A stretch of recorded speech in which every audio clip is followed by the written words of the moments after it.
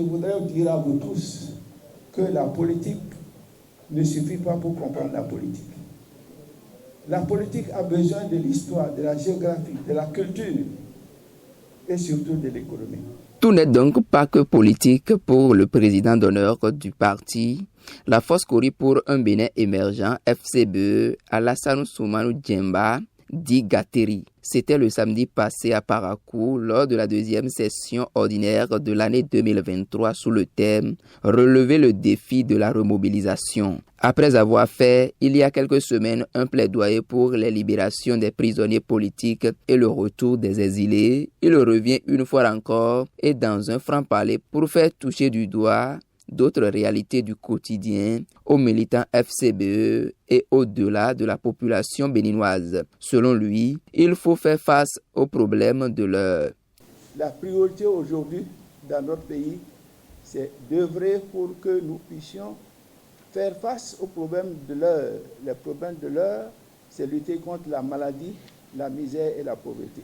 Connu pour son ton véridique lorsqu'il aborde les sujets de société, le président Alassane Djemba dit Gateri ne s'est pas empêché de faire un cours de politique historiquement, géographiquement, culturellement et économiquement, et ce en démontrant que la vérité est ailleurs, avec le problème de l'immigration et le projet de limitation des naissances piloté par le gouvernement de la rupture. Tout en reconnaissant que l'espoir est permis, le président d'honneur du parti FCBE trouve que le gouvernement doit revoir sa politique et corriger cet échec sur plusieurs plans afin que les Béninois puissent se sentir épaulés par leur pays, le gouvernement talon. Et c'est pour cette raison que la FCBE, en tant que force politique du pays, qui a son mot à dire, s'est donné pour mission au cours de cette deuxième session ordinaire de redonner au parti ses lettres de noblesse et faire comprendre que la politique ne suffit pas pour comprendre la politique. Et l'ancien ministre d'État a été plus précis et pédagogue afin que son message passe pour que la donne change au sujet de l'immigration, de la limitation des naissances et de l'emploi des jeunes au Bénin. L'espoir est permis. Mais nous avons eu l'occasion de constater que au sein de notre opinion nationale, et beaucoup de nos militants ne sont pas parmi nous aujourd'hui. D'autres même sont en dehors du pays, compte tenu de la misère, compte tenu du chômage. Certains de nos compatriotes ont pris des risques pour se retrouver et pour prendre le chemin de l'immigration. Mais en fait, l'immigration, le mouvement migratoire n'est pas une mauvaise chose. C'est pour cela que nous aurions souhaité que le gouvernement de notre pays veille sur le déplacement de notre population en revoyant notre carte diplomatique, en ouvrant encore des consulats et des ambassades pour pouvoir donner espoir à nos jeunes garçons, à nos jeunes filles, même à nos étudiants, à nos transporteurs et à nos commerçants qui, face à la pauvreté ambiante, quittent le pays dans des conditions pénibles. Ce que nous voulons, ce n'est pas d'interdire l'immigration, ce n'est pas de limiter l'immigration, c'est de discuter avec les pays d'accueil pour que nos compatriotes en Tunisie ou en Libye ou en Italie soient accueillis et respectés dans des conditions humaines. Nous devons continuer par œuvrer pour que partout où se trouvent nos confrères, nos compatriotes, que les conditions de vie décentes leur soient encadrées. L'immigration ne doit pas être interdite, mais elle doit être encadrée. Il ne s'agit pas de ramener nos compatriotes qui sont à l'immigration.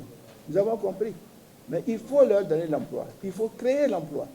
Il faut les encadrer. Il faut négocier avec les pays d'accueil pour que des conditions de vie décentes leur soient données.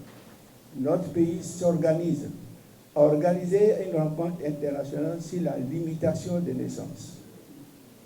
Ce n'est pas une priorité pour le peuple béninois et le vocabulaire a été mal choisi. Nous préférons, en tout cas, le planning familial. Nous préférons l'espacement des naissances qu'à la limitation des naissances. Il faut corriger le tir parce que nous avons connu des exemples dans notre pays les institutions du Bretton House, telles que le FMI et la Banque mondiale, nous ont entraînés dans le gouffre. Et pour ce qui nous concerne, et pour vous, nos militants, et pour vous, nos compatriotes, je pense que vous devez constater aujourd'hui dans nos campagnes que les ouvriers agricoles n'existent pas. Cherchez aujourd'hui des ouvriers agricoles dans nos villages, vous n'en trouverez pas. C'est en cela que nous ne pouvons pas encourager et soutenir l'imitation des naissances. Parce que lorsqu'une démographie est galopante et que la démographie galopante a un taux qui dépasse la croissance économique, ce n'est pas la démographie qu'il faut limiter, c'est plutôt le taux de croissance économique qu'il faut booster pour monter. Les exemples sont là, les pays les plus peuplés sont les plus forts. Aujourd'hui, l'Inde, qui a pris le devant de la Chine avec plus d'1,5 milliard de population, est la 5e puissance mondiale au point de vue économique et la première puissance mondiale du point de vue démographique. Pour le Bénin particulièrement, je voudrais attirer votre attention que nous sommes à côté d'un géant qu'on appelle le Nigeria, 230 millions d'habitants. Nous sommes à côté d'une ville qu'on appelle Lagos, qui fait 20 millions d'habitants, et le Bénin 12 millions. Et c'est nous qui parlons de limitation des naissances. Vous avez 12 millions.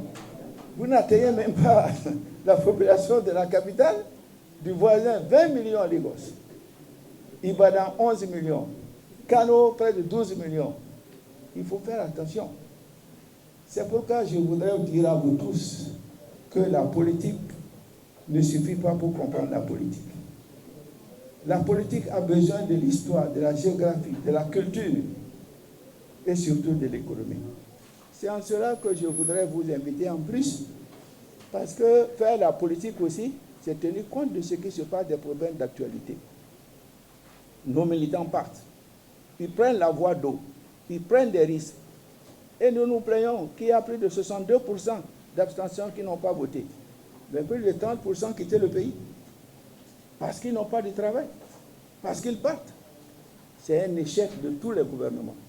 Nous n'avons pas su organiser le problème d'emploi.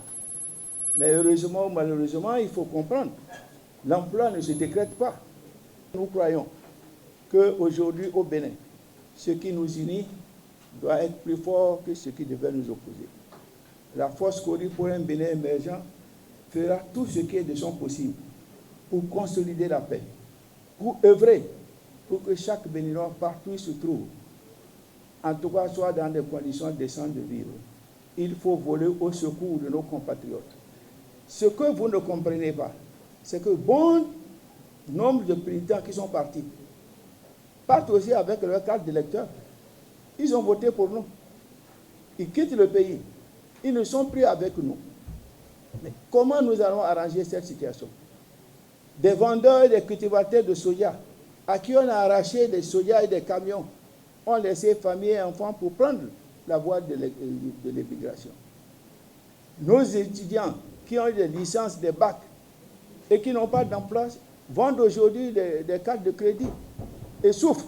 Je voudrais pour terminer vous remercier pour votre engagement, pour votre résilience, pour avoir compris avant les autres que gérer l'échec, c'est se préparer pour la victoire. Pour avoir compris que le chemin de l'échec peut conduire effectivement à la victoire. Nous ne voulons pas rester les bras croisés et ne pas avoir notre mot à dire. Nous ne voulons plus des expériences à l'image du FMI.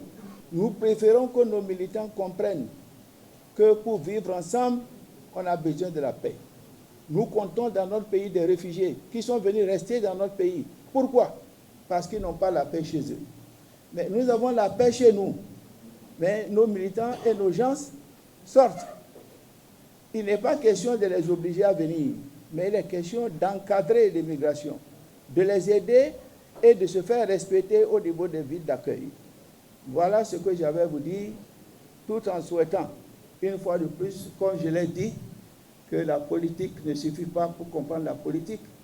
Elle a besoin, de l'histoire, de la géographie, elle a besoin de l'économie et de la culture. Du pur Gatteri, l'homme qui se bonifie avec le temps et qui devient une grande bibliothèque à fréquenter à tout moment. En effet, véritablement, Alassane Soumana Djemba, dit Gatteri, révèle une fois encore la richesse de la FCBE qui, au-delà de la promotion de la paix et loin de toute situation pouvant mettre à mal la cohésion sociale, est toujours soucieux du bien-être des populations. L'homme qui porte le parti prouve, si besoin en est encore, que de leur position, ils ont des propositions importantes pour le gouvernement de la rupture en vue du mieux-être des Béninois, où qu'ils soient au Bénin ou à l'extérieur du fait de l'immigration. Au gouvernement de Talon de prendre au sérieux ces propositions de Gatteri.